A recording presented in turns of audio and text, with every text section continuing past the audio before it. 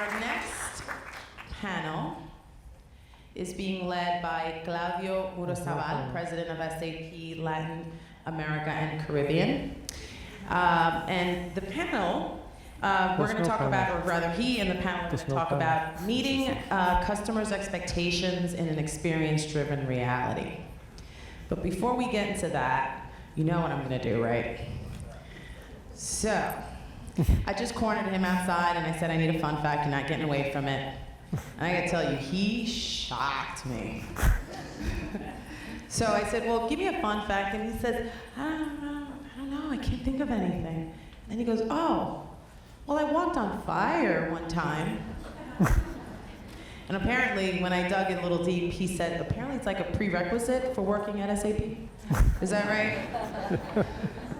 I ain't ready for that. So I'm going to welcome to the stage Claudio Muruzabal and a panel to speak about meeting customers' expectations. Thank you. Thank you. I'm not going to, this is supposed to work? I'm not going to talk about how it walked on fire. That's a different conference, for another conference. Thank you. So why don't we roll the video to get started? Roll the video. Oh. As expected, it doesn't have audio.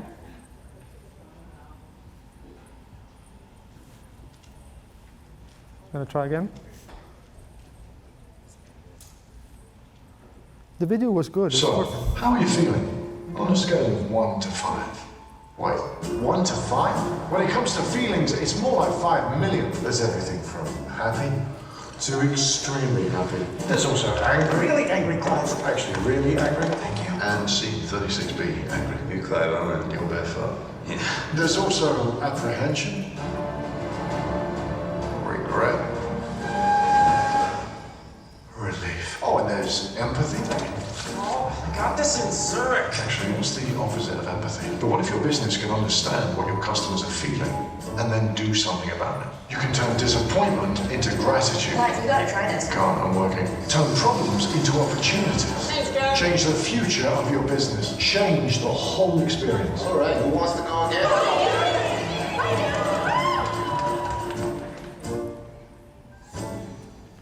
I have a really good feeling about this. Good morning again. And I think Clive Owen would be pretty much eloquent in explaining experience management than I would be able to do. The subject of experience management is really new, and what I'm trying to do in the next 20 minutes is to connect how we treat customers with what it means to the enterprise and how technology can help us do that. How has the experience been at HITECH the last 2 days? Has it been good?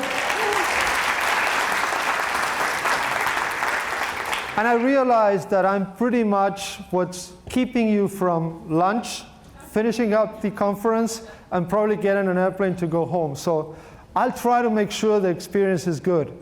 And pretty much like the experience of this lady that wanted to go again to the cockpit. Have you ever had a good experience in an airplane?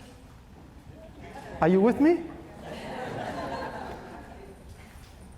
Very good. So, first of all, I want to thank HITECH for the invitation and thank Omar Duque and his team for the opportunity to be part of this incredible experience. Before we move forward, I just want to say a few words about SAP and the Hispanic community. We started a movement 11 years ago, and we're lucky to have Luis Colmenares with us here that started the movement to really make sure that we had a strong Hispanic community within SAP, within a German company in the United States. You know what that means, right? And we have 12 representatives from the different chapters around the United States that are here with us today.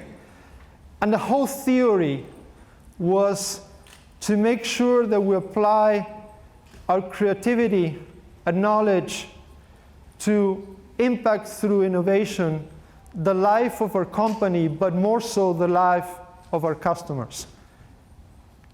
Because we are a strong community, we are a diverse community, but the more important thing is that we strive to run and to walk forward as one. And that's what makes us strong, and that's what built the Latinos at SAP, the Hispanic community within SAP in North America. So it's a great opportunity to be with us today and to try to open the door into the concept of the experience economy and what it really means for all of us. And we had an airplane story before. I have my own airplane story, and let me see if it relates to some of you. As I'm sure many of you, most of you, travel extensively. I travel 48 weeks of the 52 weeks in a year. I'm on an airplane a few times every week. I'm US based. I use one of the US airlines. You know what you get, right? It's consistent, at least. There are no surprises. No? There are not that many bad surprises. They're never good surprises, but you know what you get. A few months ago, I had to take a different airline.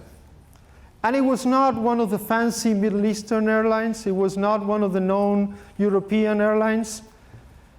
It was an airline from Latin America. So, with all respect, I was prepared for what I was going to get, right? With all respect.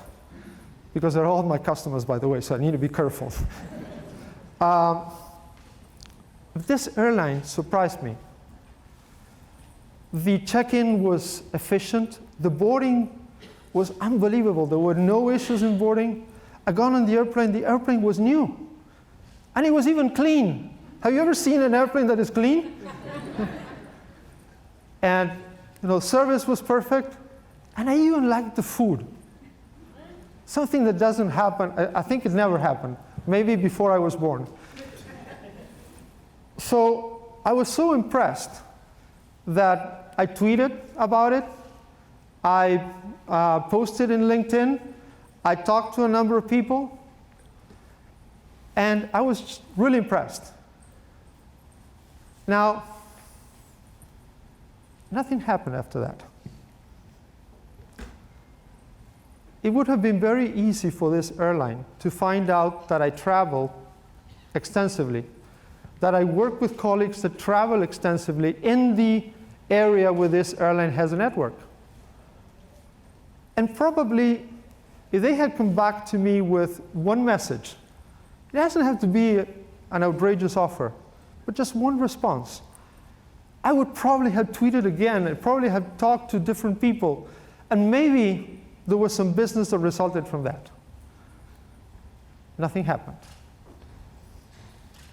Does that sound familiar to things that you run into every day? Businesses succeed or fail based on the experience that they provide to their customers. Customers have abundant options.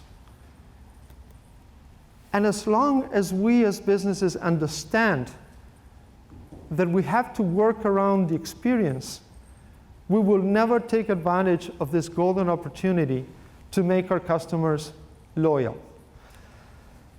And this requires listening, paying attention to what these customers are telling us. And there are many ways to realize how important this is. I came up with something that I called the law of the great eights. Ochos, eights. My English is still so-so after 25 years in the United States. What are these great eights? The first one is through statistics that says that 80% of customers that have a poor experience will change service providers, will change vendors, will go somewhere else. Do you believe that one is true? You've got to be, not very quote-unquote intelligent to stay with the same provider if you had a very bad experience. So 80% will change. But then you ask CEOs of the Fortune 500 companies, and they will tell you, 80% of them will tell you that they provide excellent service. We read it in the paper every day. Isn't that true? 80% would say, my service is wonderful. But the reality is that only 8% of the consumers would agree with that statement and would believe that they really get great service. So imagine the gap between the 80% perception of the CEOs of the Fortune 500 companies and the 8% reality, and the risk of the 80% changing if they get a bad service. So this is what experience management is all about. It's about making sure that we can address this incredible gap and create experiences. So where do we start? Because it's not just, a fancy email or just doing things right. Today, experiences need to have a number of components to be successful. The first one is it has to be personal. It requires personalization. You cannot be everything for everybody. You need to understand what would make that consumer, that customer click. So the experience has to be personal. But you have to be careful because you're trying to build trust. And trust is earned in little drops, but is lost in buckets. Does that make sense? So you've got to be very careful to build this real trust with your consumer. And the only way that you can build real trust is if you have the ability to put yourself in the shoes of the customer. So you have to be empathic. Empathic? I told you, I never learned, it's still working on my English for the last 25 years. But then, it's not enough to do that. You have to deliver in the moment. Because we live in a world of instant gratification. So back to my story about the airline. If I get a tweet or response from that airline today, months after I had the experience, I'm probably going to react very differently if I had just a response right after I wrote the first tweet. And the last component is that it's not enough to be personal. It's not enough to generate the trust and to be quick to respond. You have to engage the consumer. If there's no engagement, it's not going to happen. It's just too much noise out there. You need to find a way that is a two-way street. So that's what experience management is all about. It's built one customer at a time, and it's not only working on your product, your service. It's working on the way you manage your customers. And you know what? It starts by the experience you create for your employees. And I'm not going to tell you the old story that satisfied employees, delighted employees drive delighted shareholders. You know that. We've been talking about this for the last 20, 30 years. It's about understanding with these elements that we were describing, personal, trust, empathy, what our employees really feel. So we can retain them, we can delight them, and then eventually that would permeate to our customers. And the risk here is that we assume that we're doing the right thing. Because it's in a culture, we're used to dealing with this. This is what we do every day. So, yeah, no surprise. But the issue is that it's really personal, is different for customer A than it is for customer B. And the only way you will make a difference is if you create the right model to listen and to understand what the customers are saying and to respond quickly and to respond in the different channels that you have communications with these customers. And I'm not talking about 5 stars. Are you familiar with 5 stars? We get 5 stars everywhere, no? We make a call in one of these websites in Latin America. There's a lot of use of one called WhatsApp. I don't know if you use it. Every time you make a call in WhatsApp, they want to know how many stars you put to the call, no? I have a story about 5 stars. A few months ago, I had to travel to Durham, North Carolina, and I happened to go to school in Durham, Duke University, many years ago. And I said, this is a great opportunity to visit a friend that lives there that went to school with me. I hadn't seen in a while. So we agreed to meet for dinner. So we meet at the hotel. We take an Uber to go to the dinner, to the restaurant. So I haven't seen this guy in a long time. And we're in the Uber, and he keeps talking to the Uber driver instead of me. And I said, what's wrong with me? No, I haven't seen you in a while. You're talking to this guy. So when we get off the Uber, I said, you know, it's great to see you, but what was going on there? And he said, well, you know, and this is some time ago, there are not that many Ubers in this city. So if I don't build my 5 stars with the Uber driver, I'm not going to get an Uber in the future. So I'm sorry, I haven't seen you in a while, but I need to talk to this guy so I make sure that he gets the 5 stars. Does that make sense? So next time you get on an Uber, please talk to the driver. You need the 5 stars. So again, getting back to real life here. Experience is important, but how do we get the job done? And this is where technology comes into play. How can technology help us get from this concept that I hope that we all agree that is critical for the success of businesses going forward, to actually be able to make it real for customers every day? And this is the only commercial that I will share for SAP in my presentation. 6 months ago, we acquired a company by the name of Qualtrics. Qualtrics was the leader of experience management. Started in academia. The more than 6 million students and faculty trained in the use of this tool. And we believe that it was the right way to bridge traditional technology, and I say traditional is state-of-the-art cloud-based technology, with experience management and make it a reality for customers out there. So that's why we acquired. We actually thought this was so important that we put $8.5 billion behind it, and we acquired Qualtrics 3 days before it did the public offering at the end of November of last year.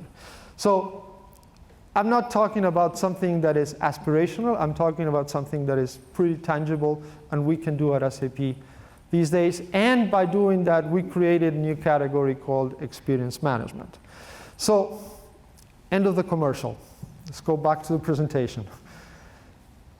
What is this all about? You could think that we are talking here about surveys. You think this is about surveys? Surveys are good, and we do them all the time. We as consumers fill in surveys all the time. And you know the drill. Now you got this. Do you have 15 minutes to fill out a survey? 20 questions, maybe 50 questions. They want to know exactly about everything that happened in the service that you were involved in. You don't remember, but you have to answer anyway. So what happens with that response?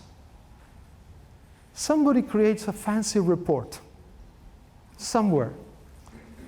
And if you are the customer services executive or whoever is responsible for this, would read the survey, would try to make sense of it, maybe come up with 3 things that person believes that the survey was telling the company, and hopefully maybe 1 gets implemented. Do you think, is that kind of the things that you see in some of your organizations? I'm sure that the employee survey has that kind of process, right?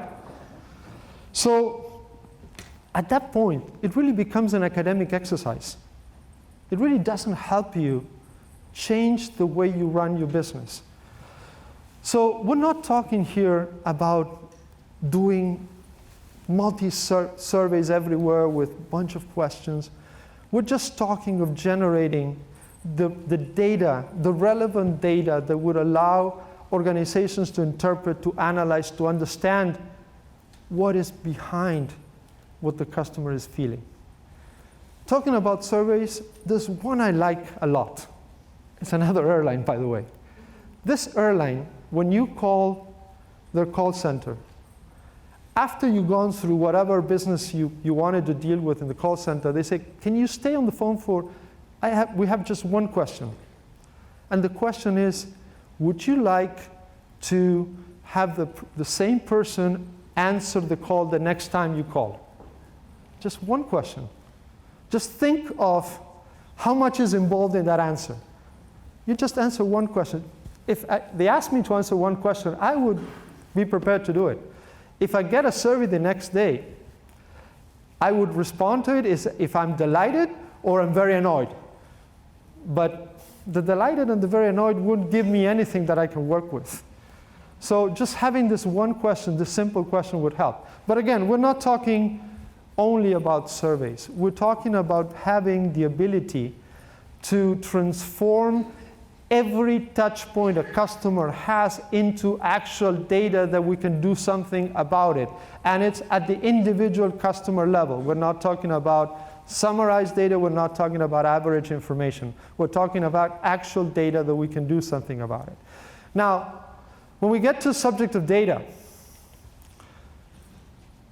we know it's an ocean. And we know it's an ocean that we have to navigate. And if you bring experience into the equation, the ocean gets bigger. Because now you have data regarding experience. We'll call it X data, experience data. And we have operational data. What's experience data?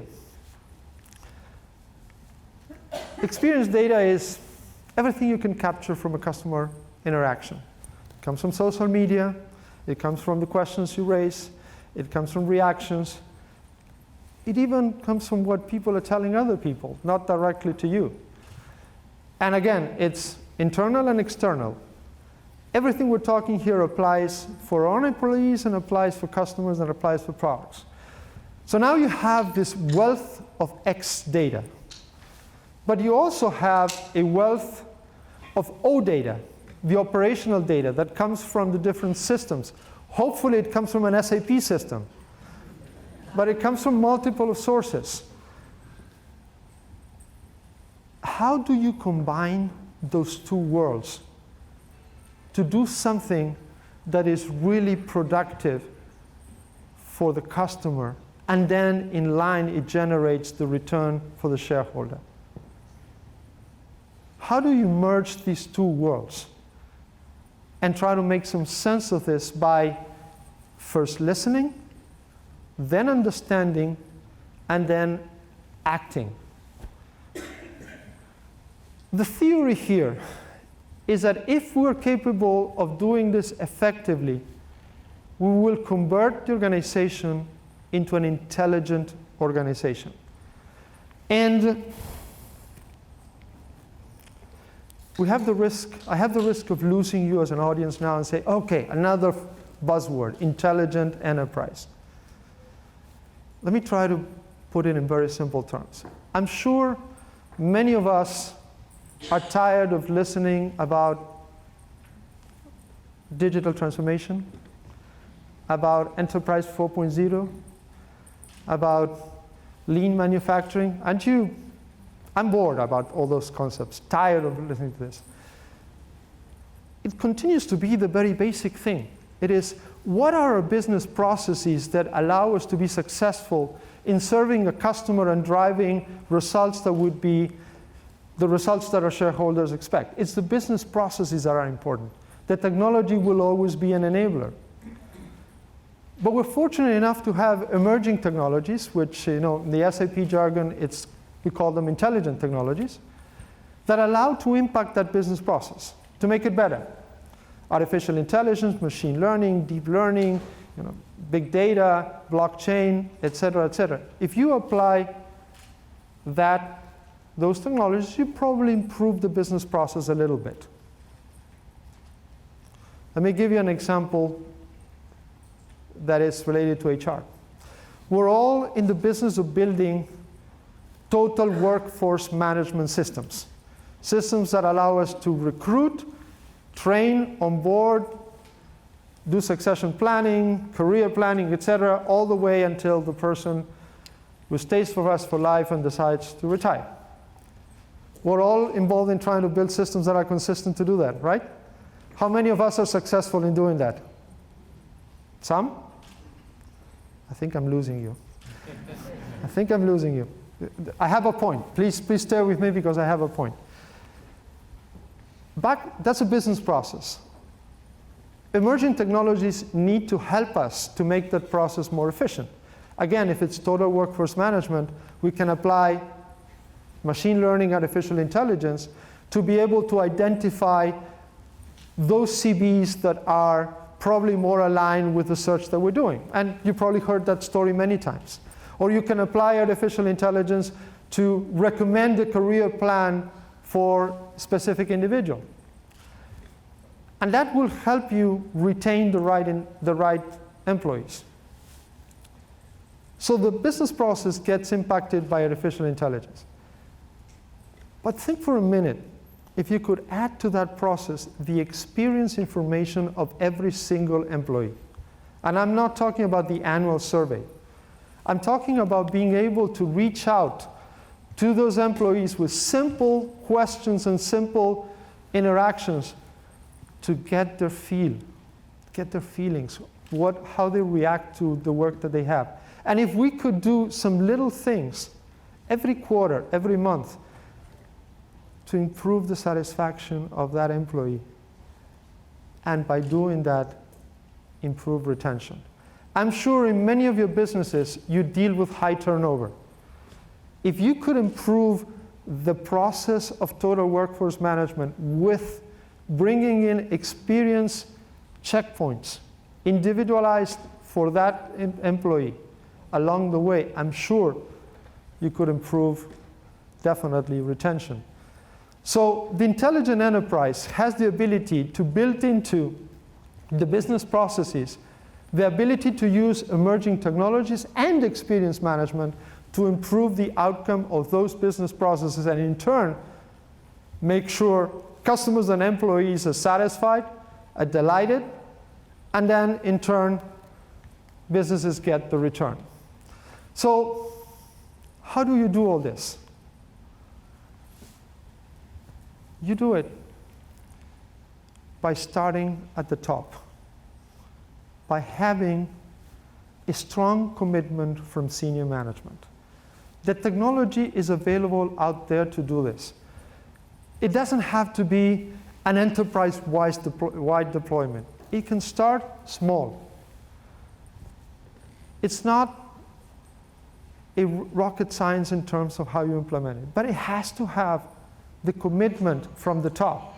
And if you have the CEO saying, my service is fine, I delight my customers, like 80% of the Fortune 500 are saying, it will never start. So this is really the challenge that we have in front of us. So I was trying to connect all this with us. And I'm sure you followed another statistic that says that only 15% of board members in Fortune 500 companies are minorities. I'm sure you read that one. But at the same time, the fastest growing employment groups in the United States are minorities. And you know better than I do that Hispanics, Latinos, are way ahead. So one of the largest, fastest growing groups in the United States. So if we have to change the experience of customers, if we have to change the experience of employees, this is where we start. By having the right representation in boardrooms and senior management around the country. I'm not telling anything that you don't know. But it's the right place to start, and it's the right place to change the experience of the workplace, of the marketplace, of our communities, and our own experience. Because in the end, this is what this is all about, and if we do a little bit every single day, we not only change the experience of that customer and the success of one organization, we'll be contributing to change the world a little bit. So I appreciate you hearing my story. Hope you enjoy the remaining of the conference, and thank you for being here.